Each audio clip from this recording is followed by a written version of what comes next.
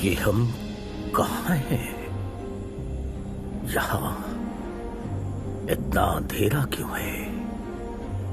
ऐसा लग रहा है हमें जैसे हम जमीन के अंदर दबे हुए हैं। एक गड्ढे में दबा ये शख्स कोई और नहीं, दिल्ली और अजमेर का राजा पृथ्वीराज चौहान है। जैसे उन्हें एहसास हुआ कि वो जमीन के अंदर दबे हुए हैं, उन्होंने तुरंत अपने हाथों से अपने ऊपर की मिट्टी को हटाना शुरू कर दिया। कुछ घंटों की कड़ी मेहनत के बाद वो मिट्टी में एक बड़ा सा सुराख करने में सफल हो गए और फिर वहां से अपना हाथ बाहर निकालकर उन्होंने और मिट्टी हटानी शुरू की। लेकिन वो जितनी मिट्टी हटाते उतनी ही मिट्टी उनके ऊपर जमा होती जाती। जब उन्हें मनचाही सफलता नहीं मिली तो उन्होंने गुस्से में अपना सिर मिट्टी में बांधना शुरू कर दिया और फिर जो हुआ उसने पृथ्वीराज को आश्चर्यचकित कर दिया। पता नहीं कैसे, लेकिन वो अपने आप गड्ढे के बाहर आ गए और उन्होंने देखा कि उनका शरीर अब भी गड्ढे के अंदर ही है। एक ही समय पर खुद को दो जगह देखकर उनके मुंह से अनायास ही निकला, ये कैसे संभव है? उनके मुंह से ये बोल निकले ही थे कि उन्हें सब याद आने लगा। हम पृथ्वीराज चौहान, एक राजपूत और चौहान वंश के शासक, आज अपनी जिंदगी से हार गए। एक क्षत्रिय के लिए, एक योद्धा के लिए हार से अधिक कुछ भी अपमानजनक नहीं होता। अभी कुछ ही समय पहले ही तो मोहम्मद गोरी ने हमें युद्ध में हराकर बंदी बनाया था और आज उसने हमारी जान भी ले ली। अपने पूर्वजों की तरह ही हमने भी अफगान से आए मुस्लिम आतंकियों को अपनी धरती पर पैर पसारने से रोकने की पूरी कोशिश की। कुछ हद तक सफल भी रहे, लेकिन शायद हम ही उनकी ताकत और दरिंदगी का सही से अनुमान नहीं लगा पाए थे, जो अंत में हमारी हार का कारण बना। अब सोचता हूं तो शायद इस हार का कारण कुछ और भी था। मोहम्मद गोरी से हमारी हार सिर्फ हमारी हार नहीं है, ये सभी हिंदू शासकों की हार है। हम सब आपस में ही लड़ मर रहे थे।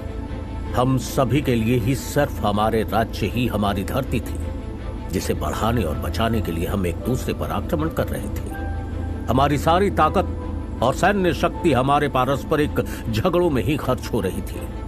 जब घर में ही एकता न हो तो विदेशी उसका लाभ तो उठाएंगे ना।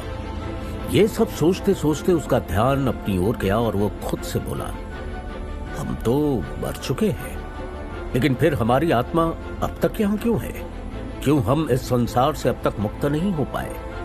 कुछ तो है जो हमें यहां से नहीं जाने दे रहा, लेकिन क्या? उस वजह को जानने के लिए पृथ्वी अपने दिमाग पर जोर डालने लगे। फिर अचानक उन्हें कुछ याद आया। संयोगिता के अलावा कौन हो सकता है जो हमें यहां से जाने से रोक सकता है?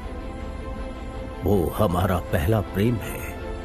उनके मिलने से पहले हमारे और भी विवाह हुए, लेकिन प्रेम सिर्फ उनसे हुआ। उन्होंने युद्ध में जाने से पहले मेरा तिलक करते हुए हमसे कहा था, दुश्मनों का विनाश करके शीघ्र लौट आना।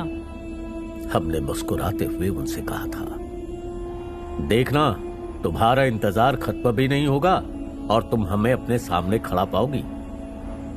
संयोगिता की याद आते ही पृथ्वी की आंखें आंसुओं से टपटपा गई और वो फिर सोचने लगे, कैसी होगी हमारी संयोगिता? हमारी मौत की खबर अब तक उसे मिल गई होगी, हाल बेहाल हो गया होगा उसका। कैसे रहेगी वो हमारे बिना? हमसे अपने प्रेम की खातिर अपने पिता के खिलाफ हो गई थी वो। ये सोच सोच कर हमें अफसोस हो रहा है कि हम उसका साथ लंबे समय तक नहीं निभा पाए। उसके अलावा हमें अपने बेटे गोविंद राज की भी फिक्र है, जिसकी आयु अभी मात्र 13 वर्ष है। वो कैसे इस परिस्थिति का सामना करेगा और हमारी बाकी की पत्नियां कैसे खुद को उन अफगानियों से बचा पाएगी?